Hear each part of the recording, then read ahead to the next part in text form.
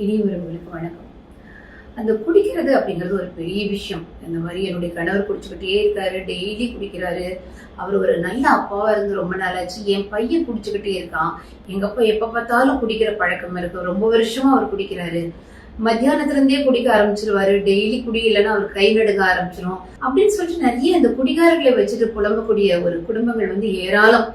என் கணவர் ஒரு நல்ல மனுஷனா பார்த்து ரொம்ப நாள் ஆச்சு. அவர் என்கிட்ட மனசு விட்டு பேசி ரொம்ப நாள் ஆச்சு. என் பையன் பழைய பையனாவே இல்ல. என்னுடைய பிள்ளைகளுக்கு அப்பா மனசு விட்டு அவங்ககிட்ட பேசி ரொம்ப வருஷம் ஆச்சு. இந்த குடி எங்க குடும்பத்தையும் அழிச்சிருச்சு.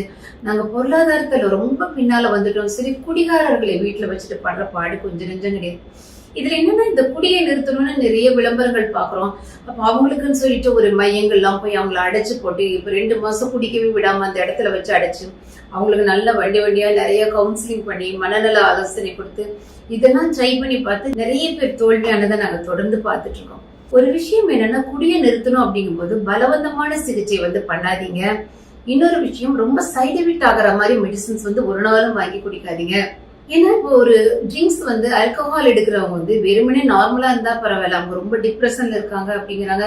அவங்க ஒரு கார்டியாக் பேஷண்டா இருக்கலாம், டயபெட்டிக் பேஷண்டா இருக்கலாம், பிபி இருக்கலாம். அவங்களுக்கு வேற என்ன உடல் உபாதைகள் இருக்கு அப்படின்னு தெரியாம நம்ம மொத்தமா ஏதாவது ஒரு மருந்தை வாங்கி அவங்களை குடிக்க வைக்கிறதுங்கிறது மிக மிக ஒரு தவறான விஷயம். குடிக்கிறவங்களை கட்டாயம் நிறுத்த வைக்கிறதுக்கு அற்புதமான மருந்துகள் டெய்சி மருத்துவமனையில இருக்கு.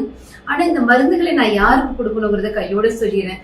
நிறைய பேர் என்னுடைய ஹஸ்பண்ட் வாரத்துல ஒரு நாள் கொஞ்சமா எடுக்கிறாரு, நான் பாக்குறேன், சனிக்கிழமை நைட்டுனா அந்த ஸ்மெல் எனக்கு தெரியுது அப்படின்னு சொல்ற பெண்கள், மாசத்துல 2 நாள் சும்மா ஒரு ஜாலிக்காக கொஞ்சமா அடிக்கிறாரு, எனக்கு தெரியும் அவரை பத்தி அப்படின்னு சொல்றவங்க, அவங்களுக்கு இந்த மருந்து தேவையில்லை அப்படிங்கிறது என்னுடைய தாழ்மையான கருத்து. திட்டிடாதீங்க.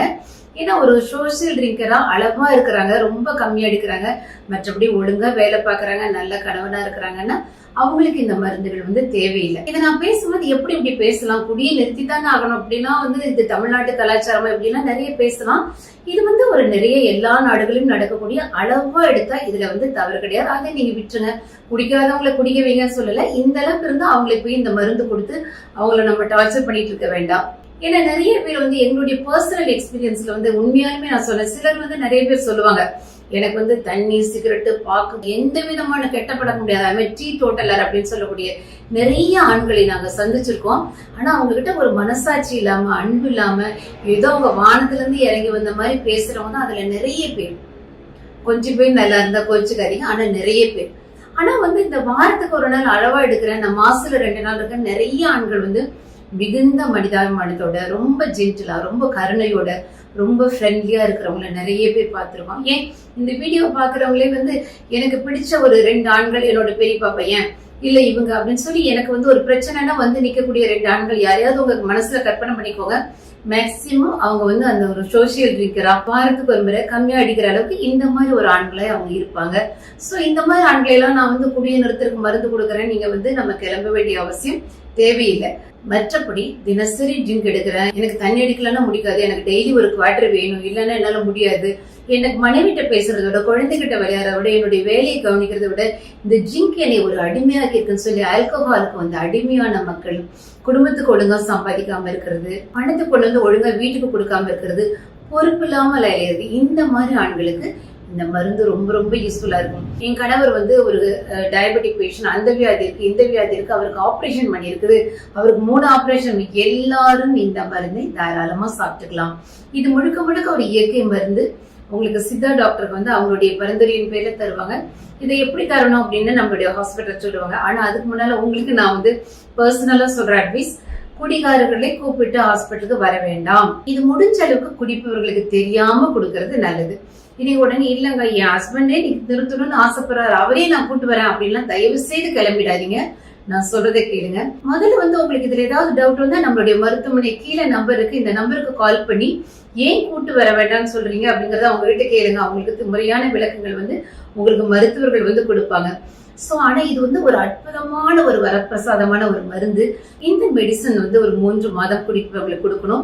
அவங்களுக்கு தெரியாம கொடுக்கணும். எப்படி கொடுக்கணுங்கிறத நம்மளுடைய மருத்துவர்கள் சொல்லி தருவாங்க. உங்களுக்கு அந்த ட்ரீட்மெண்ட் முடிச்சோன்னா அந்த 2 மாசம் மருந்து சாப்பிட்டு அவங்க அவ்வளவு ஆரோக்கியமா, அத்தனை சந்தோஷமா, அவங்க என்ன பேஷண்டா இருந்தாலும் அவ்வளவு எனர்ஜெட்டிக்கா இருப்பாங்க. அந்த வீட்டு நபர்கள் சொல்லக்கூடிய வார்த்தைகள் எங்க காதுல தேன் மாதிரி ரெகுலரா இருக்கு.